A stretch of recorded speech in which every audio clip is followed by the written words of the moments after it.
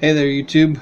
I've got a few things I want to show you today, so get right into it. First thing I'm going to show you is a TTM autograph that I acquired from another tuber, Max Arty. I'll leave a link for him in the description.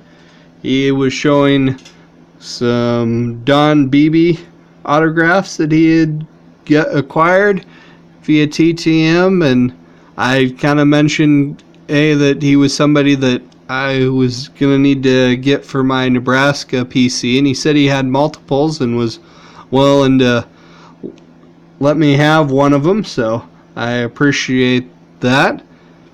And so Beebe is from Chadron State College, and that's out in the western portion of Nebraska. It's also the same small college that produced current NFL player Danny Woodhead. And Beebe is spent most of his career with the Bills as a wide receiver, best known for a play that occurred during the Super Bowl. While some of you younger guys may not remember this one, but Buffalo was on kind of a streak of appearing in the Super Bowls but not winning them, and in one of those they faced the Cowboys and were just getting drilled, and there was turnover, and Cowboy Leon Lett picked up the ball and was running into the end zone, he thought unchallenged, for another score, and and was a little bit reckless with carrying the football, and lo and behold, 5'11" Beebe managed to catch him from behind and knock the ball loose from his hand just before he went into the end zone and out of the back of the end zone for a touchback.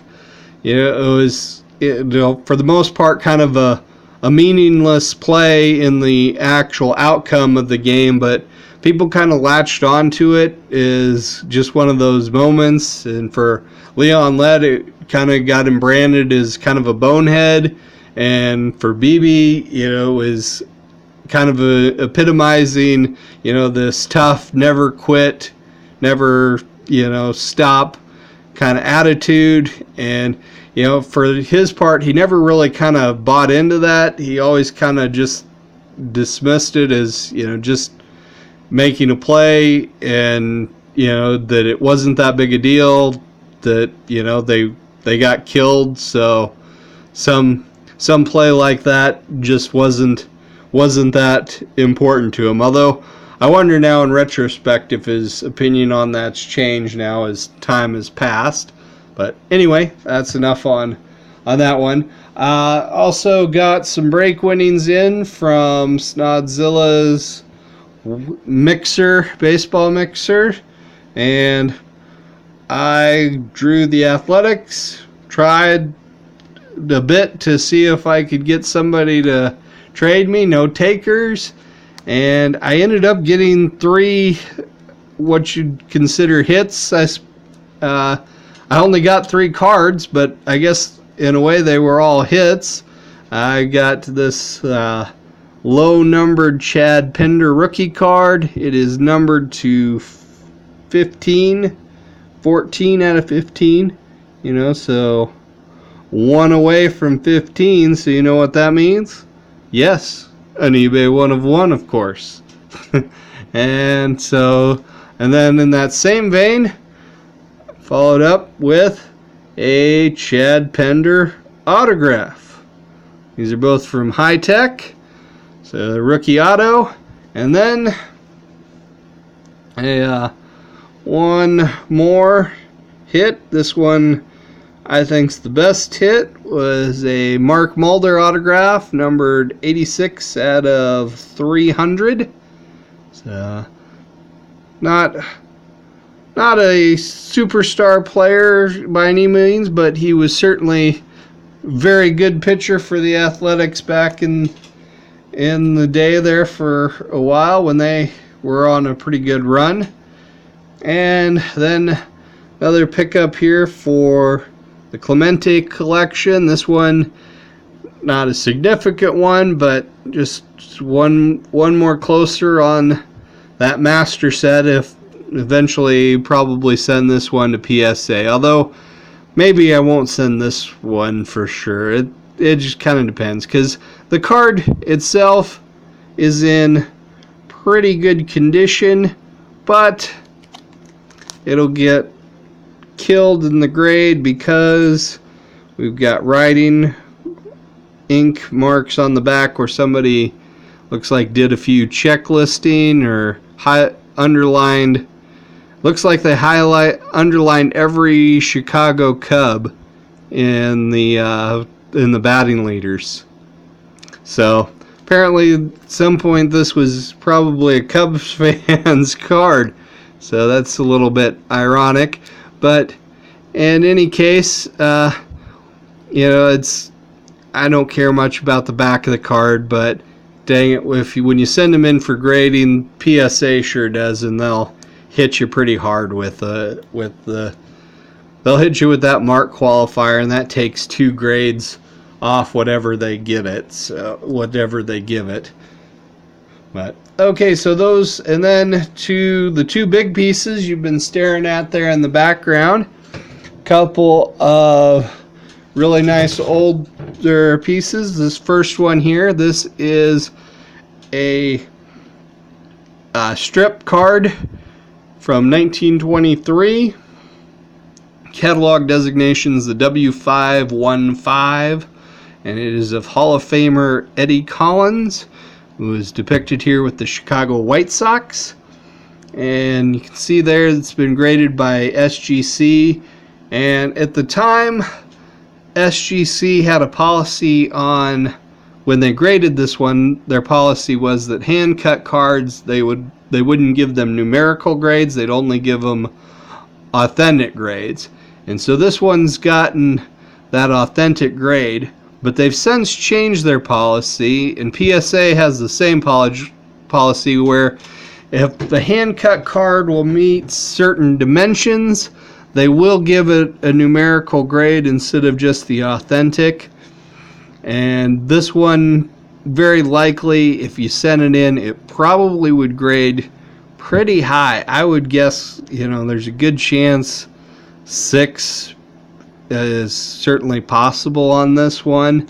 I don't know that I'm gonna mess with cracking it out or anything. I kind of like how it displays, and numerical grades on hand cut cards to me are something that I think the grading company should stay away from, especially if the card doesn't have a defined border edge where it was just, cut wherever they decided to, whoever decided to do the cut and decided to do it. Some of them, hey, he might have tried to cut it really tight to the borders. Another might have left them really wide. It just kind of depends, because these would have been as a strip of cards where they would have been like a panel. And, there have been 4, 5, 6 cards all in one strip, and then you took your scissors as a kid and you cut each of them apart to separate them. But there's that one, 1923, and I had a card that depicted Eddie Collins from his playing days, but it was a card that depicted multiple players. So this is kind of the first one I have of him as on a solo card. So kind of a new addition to my Hall of Fame collection here. And this right here, this is Hall of Famer Heinie, and this is a 1934 Butterfinger Premium.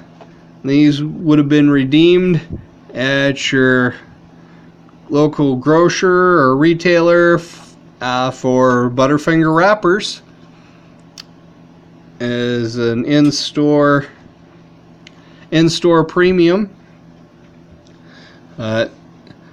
I've done a video about the Butterfinger premiums before with a lot of information and some history on them. So if you're interested more about them, certainly check out that video. I'll put a link to it in the description there for anybody. But these, I just think, are pretty darn awesome. They're big. They're beautiful photos. They're really detailed photos, certainly more detailed than a lot of your 33, 34 Gaudi cards, your Diamond Star cards that were illustrations that were done. You know, these photos they're just really exceptional here, and a lot of times these premiums are cheaper to acquire than your smaller cards. So there's just something that I definitely like, just from an economical standpoint. Is, you know, rather low budget collector, I can't spend a whole lot on one individual card. I don't have any card that I've ever spent more than $80 on in my entire collection, so it's to try and get, some of your older Hall of Famers. You've got to kind of look around and scour for things that aren't as highly regarded, aren't as desirable to some of your mainstream collectors, to find things like this. And if you can have an appreciation for them, it's all the better, to be able to get something that you like, that is at a less expensive price than some of the more mainstream and more well-regarded stuff. But I have started seeing these come up in price recently, it seems like, just watching auction prices when some of them come up. So maybe things are changing a little bit and people are deciding that they like these as well. So maybe I don't know if that's good because I've got a few of them and that means they're going up in value, or if that's bad because I want to get more of them and now it's going to get more expensive for me to do that. So double-edged sword there, I guess. But anyway, that's all I had to show you. You've listened to me ramble long enough. But hey, and I recently passed 200 subs, so I do want to thank everybody for that.